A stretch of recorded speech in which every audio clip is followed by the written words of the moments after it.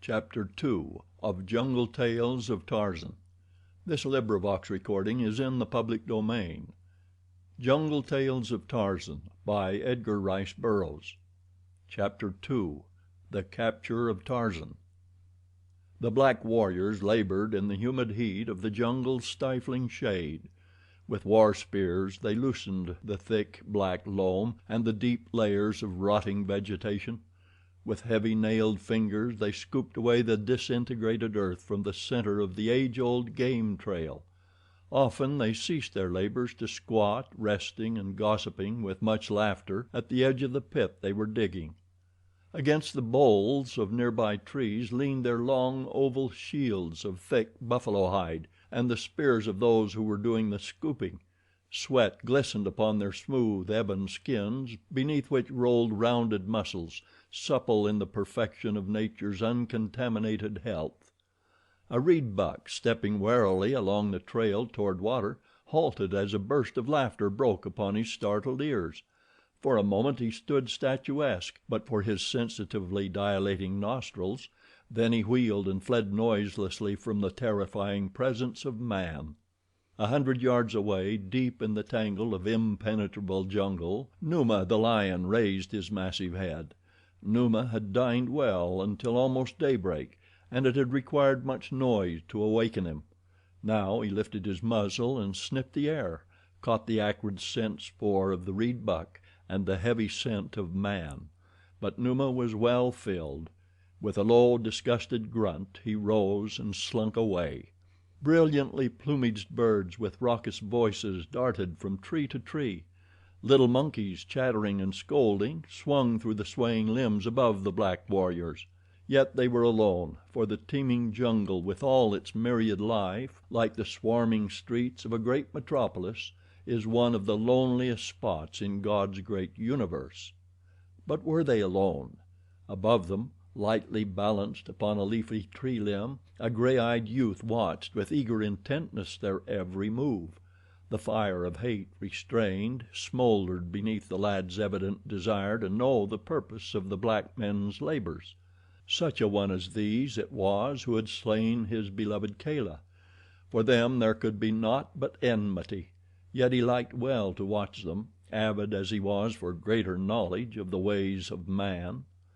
He saw the pit grow in depth until a great hole yawned the width of the trail, a hole which was amply large enough to hold at one time all of the 6 excavators.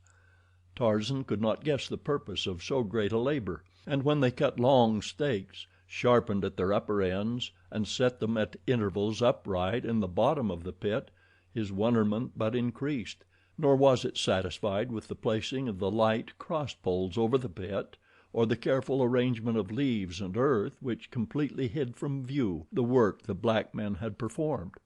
When they were done they surveyed their handiwork with evident satisfaction, and Tarzan surveyed it too. Even to his practiced eye there remained scarce a vestige of evidence that the ancient game trail had been tampered with in any way. So absorbed was the ape man in speculation as to the purpose of the covered pit that he permitted the blacks to depart in the direction of their village without the usual baiting which had rendered him the terror of Mbonga's people and had afforded Tarzan both a vehicle of revenge and a source of inexhaustible delight. Puzzle as he would, however, he could not solve the mystery of the concealed pit, for the ways of the blacks were still strange to Tarzan. They had entered his jungle but a short time before, the first of their kind to encroach upon the age-old supremacy of the beasts which laired there. To Numa the lion, to Tantor the elephant, to the great apes and the lesser apes, to each and all of the myriad creatures of this savage wild, the ways of man were new. They had much to learn of these black, hairless creatures that walked erect upon their hind paws, and they were learning it slowly and always to their sorrow. Shortly after the blacks had departed, Tarzan swung easily to the trail. Sniffing suspiciously, he circled the edge of the pit. Squatting upon his haunches, he scraped away a little earth to expose one of the cross bars. He sniffed at this, touched it, cocked his head upon one side, and contemplated it gravely for several minutes. Then he carefully recovered it, arranging the earth as neatly as had the blacks. This done, he swung himself back among the branches of the trees and moved off in search of his hairy fellows, the great apes of the tribe of Kerchak. Once he crossed the trail of Numa the lion, pausing for a moment to hurl a soft fruit at the snarling face of his enemy and to taunt and insult him, calling him eater of carrion and brother of Dango, the hyena. Numa, his yellow green eyes round and burning with concentrated hate, glared up at the dancing figure above him. Low growls vibrated his heavy jowls, and his great rage transmitted to his sinuous tail a sharp, whip-like motion; but realizing from past experiences the futility of long distance argument with the ape man, he turned presently and struck off into the tangled vegetation which hid him from the view of his tormentor. With a final scream of jungle invective and an ape-like grimace at his departing foe, Tarzan continued along his way. Another mile and a shifting wind brought to his keen nostrils a familiar pungent odor close at hand, and a moment later there loomed beneath him a huge gray black bulk forging steadily along the jungle trail. Tarzan seized and broke a small limb, and at the sudden cracking sound the ponderous figure halted. Great ears were thrown forward, and a long, supple trunk rose quickly to wave to and fro in search of the scent of an enemy, while two weak little eyes peered suspiciously and futilely about in quest of the author of the noise which had disturbed his peaceful way. Tarzan laughed aloud and came closer above the head of the pachyderm. "Tantor, Tantor," he cried, "Bara, the deer, is less fearful than you. You, Tantor, the elephant, greatest of the jungle folk, with the strength of as many Numas as I have toes upon my feet and fingers upon my hands. Tantor, who can uproot great trees, trembles with fear at the sound of a broken twig." A rumbling noise, which might have been either a sign of contempt or a sigh of relief, was Tantor's only reply as the uplifted trunk and ears came down and the beast's tail dropped to normal. But his eyes still roved about in search of Tarzan. He was not long kept in suspense, however, as to the whereabouts of the ape man, for a second later the youth dropped lightly to the broad head of his old friend.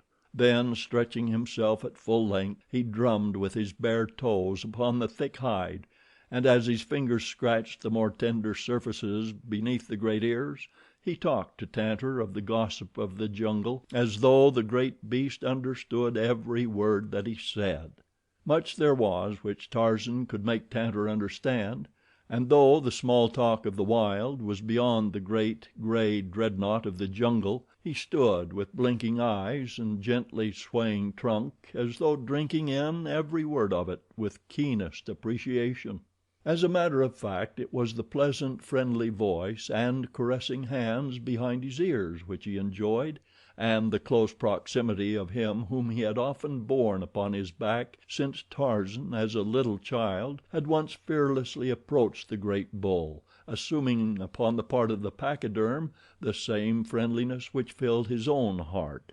In the years of their association Tarzan had discovered that he possessed an inexplicable power to govern and direct his mighty friend.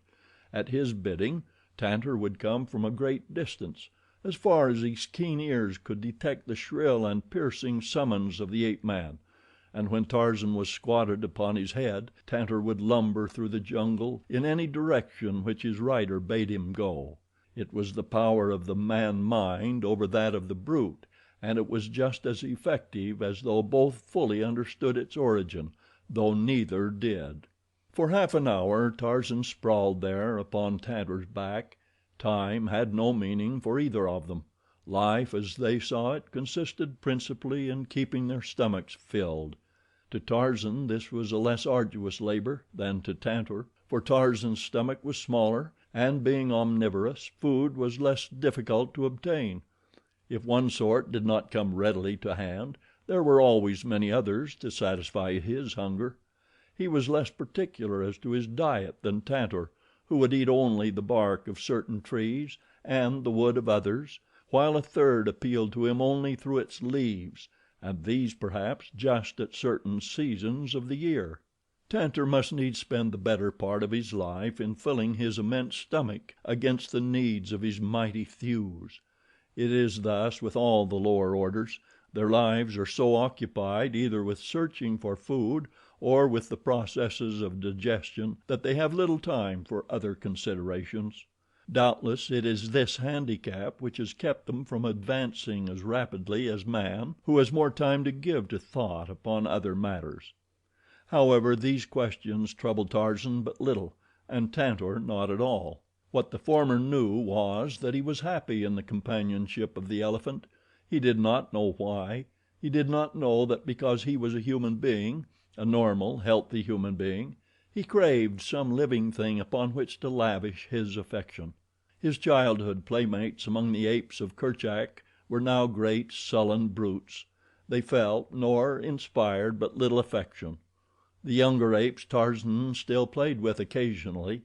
In his savage way he loved them; but they were far from satisfying or restful companions.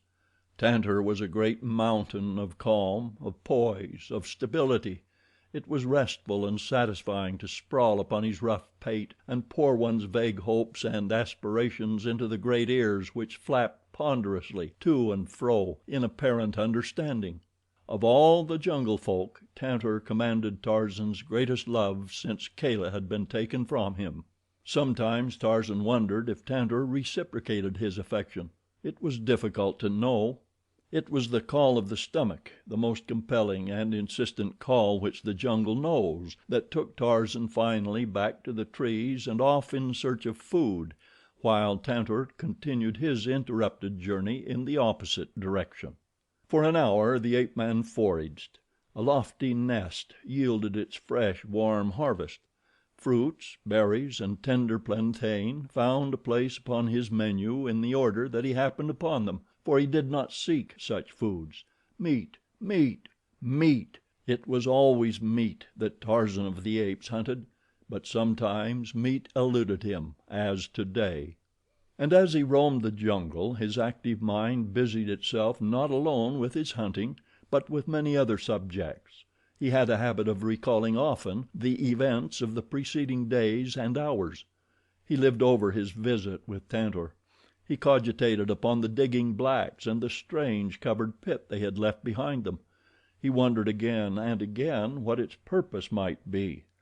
He compared perceptions and arrived at judgments. He compared judgments, reaching conclusions—not always correct ones, it is true, but at least he used his brain for the purpose God intended it, which was the less difficult because he was not handicapped by the second hand and usually erroneous judgment of others.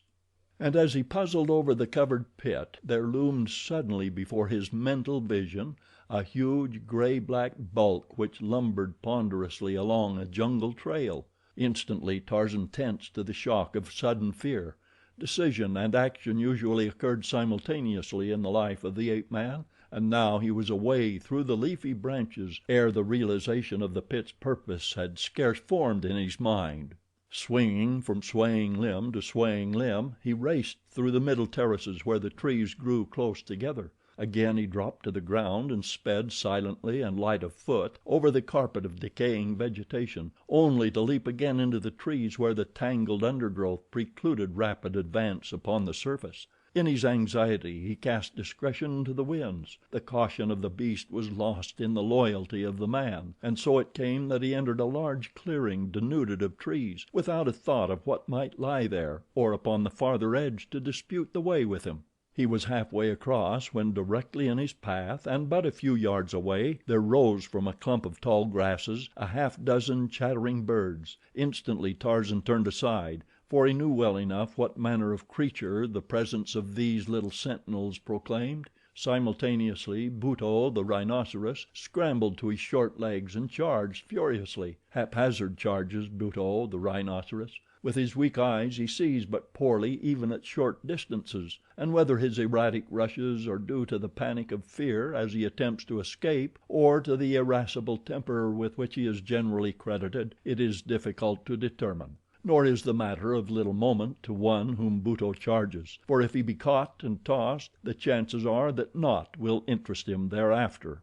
And today it chanced that Buto bore down straight upon Tarzan, across the few yards of knee deep grass which separated them. Accident started him in the direction of the ape man, and then his weak eyes discerned the enemy, and with a series of snorts he charged straight for him. The little rhino birds fluttered and circled about their giant ward. Among the branches of the trees at the edge of the clearing a score or more monkeys chattered and scolded as the loud snorts of the angry beast sent them scurrying affrightedly to the upper terraces. Tarzan alone appeared indifferent and serene. Directly in the path of the charge he stood. There had been no time to seek safety in the trees beyond the clearing, nor had Tarzan any mind to delay his journey because of Buto. He had met the stupid beast before and held him in fine contempt, and now Buto was upon him, the massive head lowered and the long, heavy horn inclined for the frightful work for which nature had designed it. But as he struck upward his weapon raked only thin air, for the ape man had sprung lightly aloft with a catlike leap that carried him above the threatening horn to the broad back of the rhinoceros.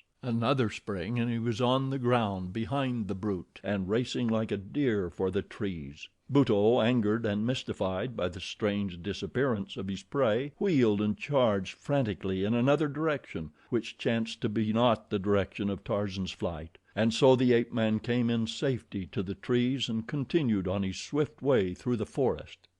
Some distance ahead of him Tantor moved steadily along the well worn elephant trail, and ahead of Tantor a crouching, black warrior listened intently in the middle of the path. Presently he heard the sound for which he had been hoping, the cracking, snapping sound which heralded the approach of an elephant. To his right and left in other parts of the jungle other warriors were watching. A low signal passed from one to another apprised the most distant that the quarry was afoot. Rapidly they converged toward the trail, taking positions in trees downwind from the point at which Tantor must pass them. Silently they waited, and presently they were rewarded by the sight of a mighty tusker carrying an amount of ivory in his long tusks that set their greedy hearts to palpitating. No sooner had he passed their positions than the warriors clambered from their perches. No longer were they silent, but instead clapped their hands and shouted as they reached the ground. For an instant Tantor, the elephant, paused with upraised trunk and tail, with great ears uppricked, and then he swung on along the trail at a rapid, shuffling pace, straight toward the covered pit with its sharpened stakes upstanding in the ground. Behind him came the yelling warriors, urging him on in the rapid flight which would not permit a careful examination of the ground before him. Tantor, the elephant, who could have turned and scattered his adversaries with a single charge, fled like a frightened deer, fled toward a hideous, torturing death. And behind them all came Tarzan of the Apes, racing through the jungle forest with the speed and agility of a squirrel, for he had heard the shouts of the warriors and had interpreted them correctly. Once he uttered a piercing call that reverberated through the jungle, but Tantor, in the panic of terror, either failed to hear, or hearing, dared not pause to heed. Now the giant pachyderm was but a few yards from the hidden death lurking in his path, and the blacks, certain of success, were screaming and dancing in his wake, waving their war spears and celebrating in advance the acquisition of the splendid ivory carried by their prey and the surfeit of elephant meat which would be theirs this night. So intent were they upon their gratulations that they entirely failed to note the silent passage of the man beast above their heads, nor did Tantor either see or hear him, even though Tarzan called to him to stop. A few more steps would precipitate Tantor upon the sharpened stakes. Tarzan fairly flew through the trees until he had come abreast of the fleeing animal and then had passed him. At the pit's verge the ape man dropped to the ground in the center of the trail. Tantor was almost upon him before his weak eyes permitted him to recognize his old friend. "Stop!" cried Tarzan, and the great beast halted to the upraised hand. Tarzan turned and kicked aside some of the brush which hid the pit. Instantly Tantor saw and understood. "Fight!" growled Tarzan. "They are coming behind you." But Tantor, the elephant, is a huge bunch of nerves, and now he was half panic stricken by terror. Before him yawned the pit. How far he did not know, but to right and left lay the primeval jungle untouched by man. With a squeal the great beast turned suddenly at right angles and burst his noisy way through the solid wall of matted vegetation that would have stopped any but him. Tarzan, standing upon the edge of the pit, smiled as he watched Tantor's undignified flight. Soon the blacks would come. It was best that Tarzan of the Apes faded from the scene. He essayed a step from the pit's edge, and as he threw the weight of his body upon his left foot, the earth crumbled away. Tarzan made a single Herculean effort to throw himself forward; but it was too late. Backward and downward he went toward the sharpened stakes in the bottom of the pit. When a moment later the blacks came they saw even from a distance that Tantor had eluded them, for the size of the hole in the pit covering was too small to have accommodated the huge bulk of an elephant. At first they thought that their prey had put one great foot through the top and then, warned, drawn back; but when they had come to the pit's verge and peered over, their eyes went wide in astonishment, for quiet and still at the bottom lay the naked figure of a white giant.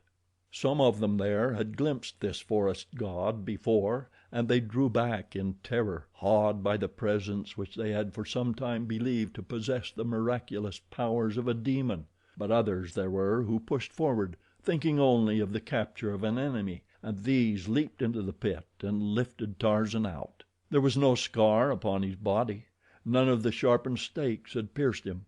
Only a swollen spot at the base of the brain indicated the nature of his injury. In the falling backward his head had struck upon the side of one of the stakes, rendering him unconscious. The blacks were quick to discover this, and equally quick to bind their prisoner's arms and legs before he should regain consciousness, for they had learned to harbor a wholesome respect for this strange man beast that consorted with the hairy tree folk. They had carried him but a short distance toward their village when the ape man's eyelids quivered and raised. He looked about him wonderingly for a moment, and then full consciousness returned and he realized the seriousness of his predicament.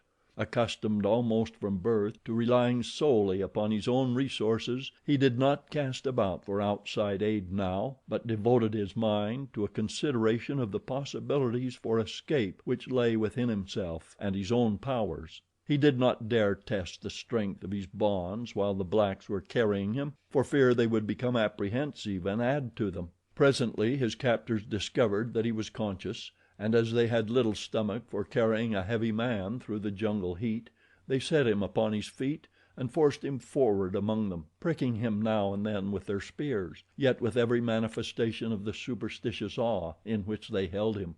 When they discovered that their prodding brought no outward evidence of suffering, their awe increased, so that they soon desisted, half believing that this strange white giant was a supernatural being and so was immune from pain.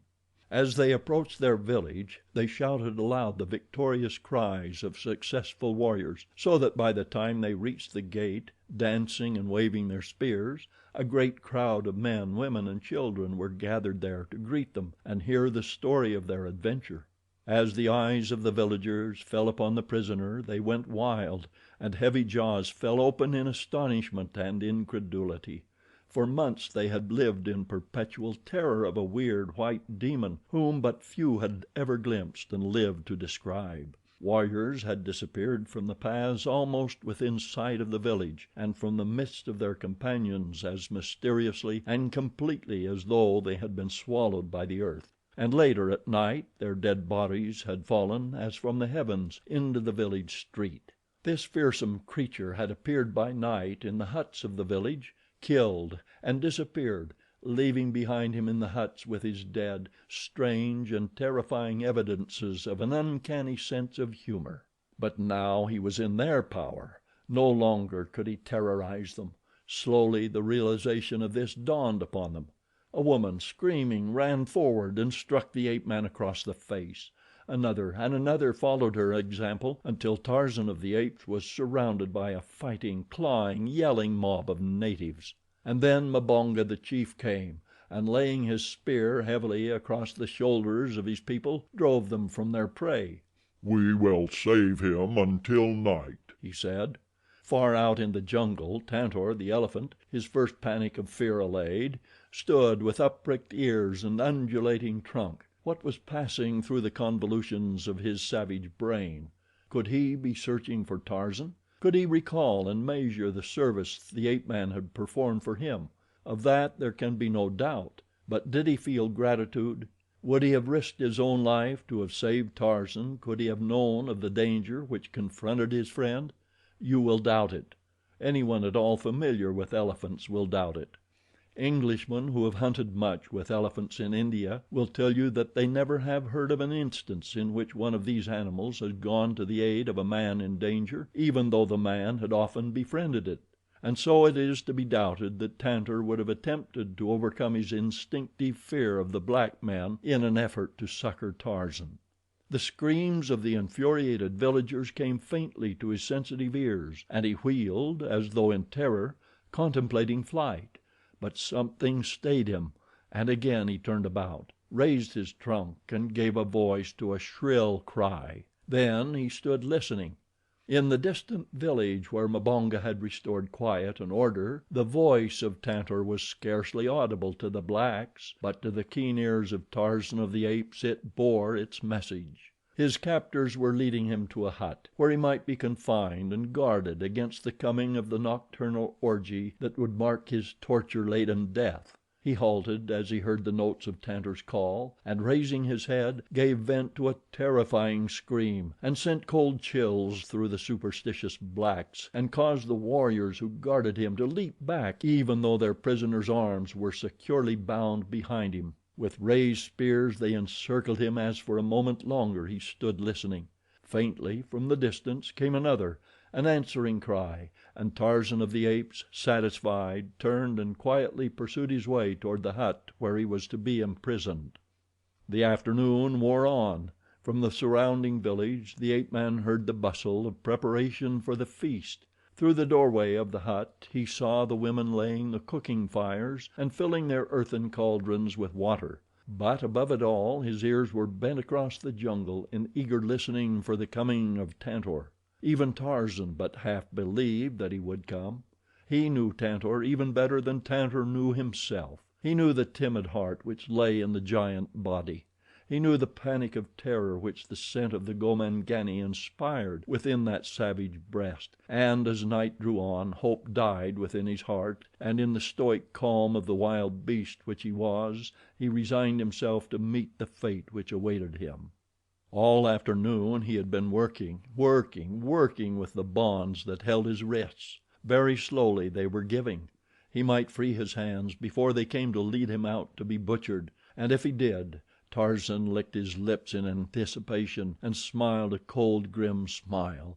He could imagine the feel of soft flesh beneath his fingers and the sinking of his white teeth into the throats of his foemen. He would let them taste his wrath before they overpowered him. At last they came, painted, befeathered warriors, even more hideous than nature had intended them. They came and pushed him into the open, where his appearance was greeted by wild shouts from the assembled villagers.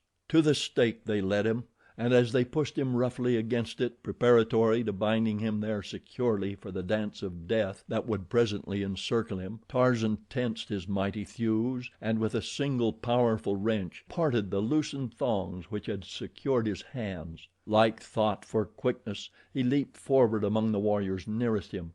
A blow sent one to earth as, growling and snarling, the beast man leaped upon the breast of another. His fangs were buried instantly in the jugular of his adversary, and then half a hundred black men had leaped upon him and borne him to earth. Striking, clawing, and snapping, the ape man fought as his foster people had taught him to fight, fought like a wild beast cornered. His strength, his agility, his courage, and his intelligence rendered him easily a match for half a dozen black men in a hand-to-hand struggle, but not even Tarzan of the Apes could hope to successfully cope with half a hundred. Slowly they were overpowering him, though a score of them bled from ugly wounds and two lay very still beneath the trampling feet and the rolling bodies of the contestants. Overpower him they might, but could they keep him overpowered while they bound him? A half hour of desperate endeavor convinced them that they could not, and so Mbonga, who like all good rulers had circled in the safety of the background, called to one to work his way in and spear the victim. Gradually, through the milling, battling men, the warrior approached the object of his quest. He stood with poised spear above his head, waiting for the instant that would expose a vulnerable part of the ape man's body and still not endanger one of the blacks. Closer and closer he edged about, following the movements of the twisting, scuffling combatants. The growls of the ape man sent cold chills up the warrior's spine, causing him to go carefully lest he miss at the first cast and lay himself open to an attack from those merciless teeth and mighty hands. At last he found an opening. Higher he raised his spear, tensing his muscles, rolling beneath his glistening ebon hide, and then from the jungle, just beyond the palisade, came a thunderous crashing. The spear hand paused. The black cast a quick glance in the direction of the disturbance, as did the others of the blacks who were not occupied with the subjugation of the ape man. In the glare of the fires they saw a huge bulk topping the barrier. They saw the palisade belly and sway inward. They saw it burst as though built of straws, and an instant later Tantor, the elephant, thundered down upon them. To right and left the blacks fled, screaming in terror. Some who hovered upon the verge of the strife with Tarzan heard and made good their escape, but a half a dozen there were so wrapped in the blood madness of battle that they failed to note the approach of the giant tusker. Upon these Tantor charged, trumpeting furiously. Above them he stopped, his sensitive trunk weaving among them, and there at the bottom he found Tarzan, bloody but still battling. A warrior turned his eyes upward from the melee. Above him towered the gigantic bulk of the pachyderm, the little eyes flashing with the reflected light of the fires, wicked, frightful, terrifying. The warrior screamed, and as he screamed the sinuous trunk encircled him, lifted him high above the ground, and hurled him far after the fleeing crowd. Another and another Tantor wrenched from the body of the ape man, throwing them to right and to left, where they lay either moaning or very quiet, as death came slowly or at once. At a distance Mbonga rallied his warriors. His greedy eyes had noted the great ivory tusks of the bull. The first panic of terror relieved, he urged his men forward to attack with their heavy elephant spears; but as they came, Tantor swung Tarzan to his broad head and wheeling lumbered off into the jungle through the great rent he had made in the palisade. Elephant hunters may be right when they aver that this animal would not have rendered such service to a man, but to Tantor, Tarzan was not a man, he was but a fellow jungle beast. And so it was that Tantor, the elephant, discharged an obligation to Tarzan of the Apes, cementing even more closely the friendship that had existed between them since Tarzan, as a little brown boy, rode upon Tantor's huge back through the moonlit jungle beneath the equatorial stars. Chapter 3